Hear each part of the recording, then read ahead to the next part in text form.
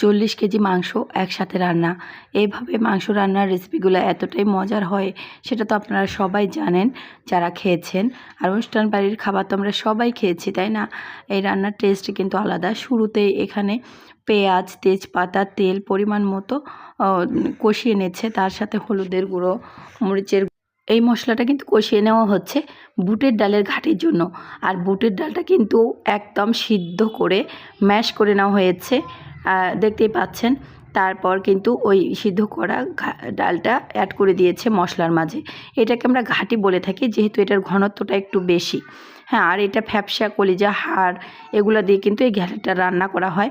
এটা যারা খেয়েছেন উত্তরবঙ্গের মানুষ, তারা তো অবশ্যই জানেন এই টেস্টটা কতটা। আর এদিকে সমস্ত মশলা কষিয়ে নিয়ে এখানে 40 কেজি মাংস অ্যাড করা হচ্ছে। মাংসগুলো কিন্তু খুব ভালো করে পরিষ্কার করে তারপর বস্তায় করে পানি ঝরিয়ে নেওয়া হয়েছে। পানি ঝরানোর পর কষানো মশলার মাঝে মাংসটা অ্যাড করে দিচ্ছি। এবার মাংসটাকে খুব ভালো করে কষিয়ে নিতে হবে। আর এইভাবে বেশি মাংস রান্না করলে হয় কি, কতক সময় দেখা যায় মাংস থেকে যে পানিটা উঠে আসে, সেই মাংস দিয়েই কিন্তু রান্নাটা কমপ্লিট হয়ে যায়। আবার কিছু কিছু ক্ষেত্রে দেখা যায় কি একবার পানি অ্যাড করতে হয়। তবে এখানে কিন্তু কোনো বাবুর্চিরাই ঠান্ডা পানি অ্যাড করে না, ফুটন্ত গরম পানি অ্যাড করে দেয়। যেহেতু এই মাংসর মাঝে টক দই তারপর দুধ অ্যাড করা হয়, এই জন্য মাংসটা কিন্তু খুব তাড়াতাড়ি সিদ্ধ হয়ে যায়। এদিকে কিন্তু ঘাটিটা একদম রেডি।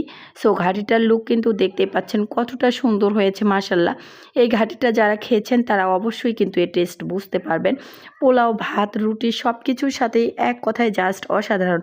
তো সো দেখতে পাচ্ছেন বাবুর্চি মামা একটু উঠিয়ে নিয়েছে খাবার জন্য যে কেমন হয়েছে।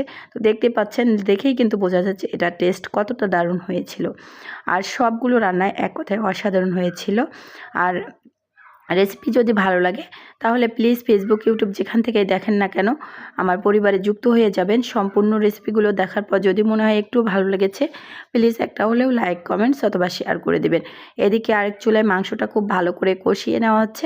আর একটু পানি অ্যাড করে দিয়েছে, গরম পানি। এখন পানিটা শুকিয়ে মাংসটা ভুনা টাইপের করা হবে। আরেক চুলায় কিন্তু খাসির মাংস বসিয়ে দিয়েছে। সবজি পোলাও ছিল, সেগুলো ভিডিও আমি আলাদা করে দিয়েছি।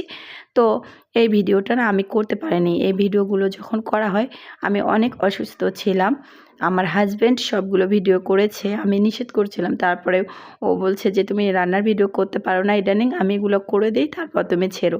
তো যাই হোক, ও তো ভিডিও করতে পারে না ভালোভাবে, এই জন্য কিন্তু ভালোভাবে আর কি করতে পারে নাই।